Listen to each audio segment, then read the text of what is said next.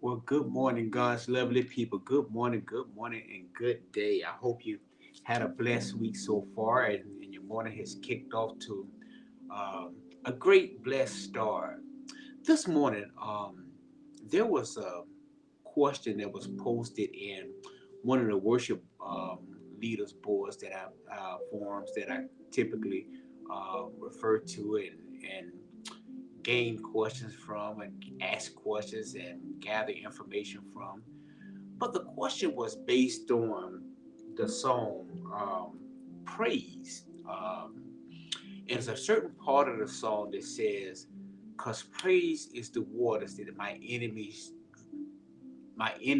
drown in." And that portion of the song, we will actually do this song here in a few weeks, coming up in February, towards the end of February.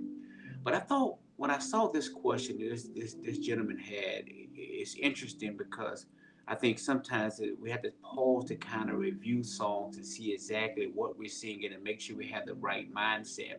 And this particular portion of the song where it says, "Cause praise is the waters my enemies drown in," it refers back to where God was leading the Israelites out of Egypt, and the Egyptians were behind them. That army was coming to regain them and capture them and take them back in captivity. How Moses was able to part the Red Seas, and they were able to walk through it as they went through.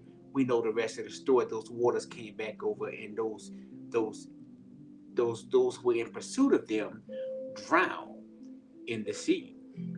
So the enemy at that time was a physical thing. It was an army that became the enemy. But I think it's several things that we have to understand is what a weapon is.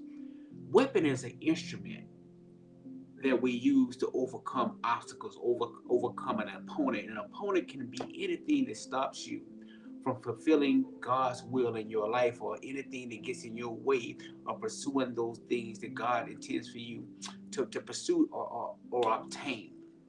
Then we have to understand what an enemy is and who is the actual enemy. A lot of times we look at it the who instead of the what it is.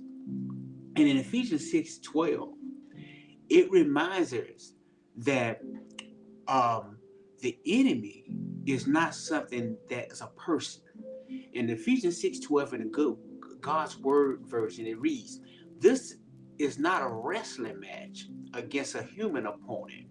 We are wrestling with rulers, authorities, the powers who govern this world of darkness, and spiritual forces that control evil in the heavenly world." So, our wrestling, the enemy is not necessarily a person or who that we're looking at.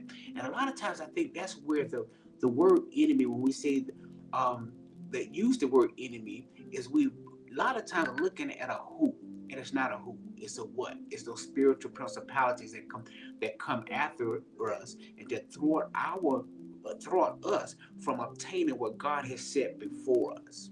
And that's what we have to make sure there's a certain clarity there.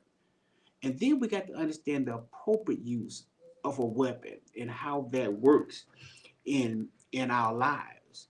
And I turned to Second Chronicles this morning. It's Second Chronicles chapter 20. And in Second Chronicles chapter 20, Jehoshaphat is under attack. Um, and when we get to verse 18 there in Second Chronicles 20, you see where Jehoshaphat, now he's under attack, and he bows before God.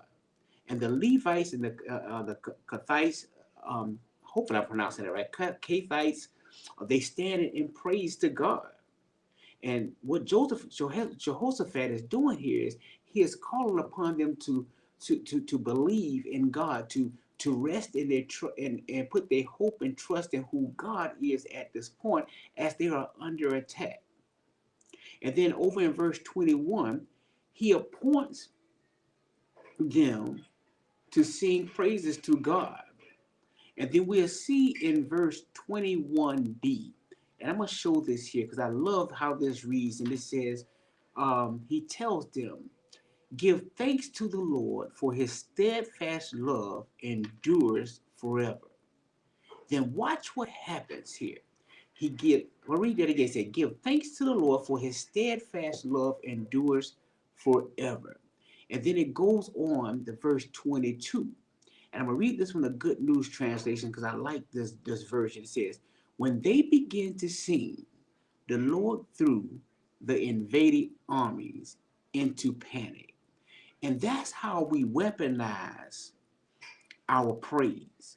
Is when we find ourselves faced with some of the things we're faced with in life, we begin to give praise, meaning we turning our focus to the God that we serve and the God that created us, who God who is authoring our plans, who is authoring our faith.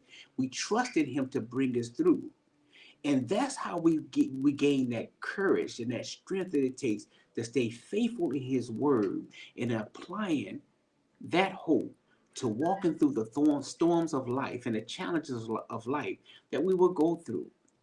I hope this blesses you because it blessed me to the point this morning where I just couldn't let it go. I had to study a little bit because it's like, man, how do we use praise as a weapon? And the favorite part of that song comes a little different. A little later on in the song, it says, "My praise is a weapon. It's more than a sound. It's not about the notes you sing.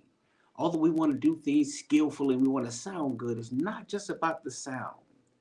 And it goes on and says, "My praise is the shout that brings Jericho down."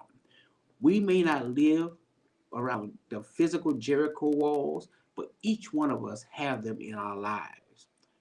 What are you doing to bring those walls down? I pray that you continue to have a blessed week. Let me know how I can be praying for you. You can drop a comment on this message or send me a text or email, and I'll make sure that I'm adding you to my prayer list. And I'm praying that your praise this week will be the weapons that cause your enemies, those evil demons, those spiritual attacks, to be drowned in the midst of that Red Sea, right here where you are today. Have a blessed week, guys. Hey, and don't forget to let me know how I can be praying for you.